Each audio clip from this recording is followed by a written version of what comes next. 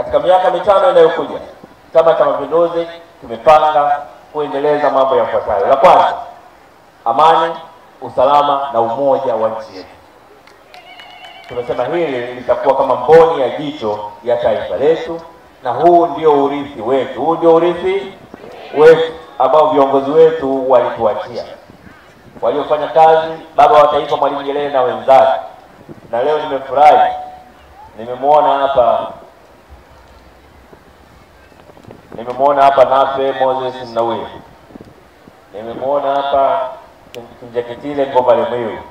Hawa baba zao wameshiriki kukijenga chama chetu, wameshiriki kujenga nchi yetu, na kwa kweli hawa wanaweza kusema bila kigugumizi, katika wazalendo waliokupatikana nchi hii ni baba wa Kinjeketile na baba wa Nape. Makofi kwa wazee wetu wale wawili.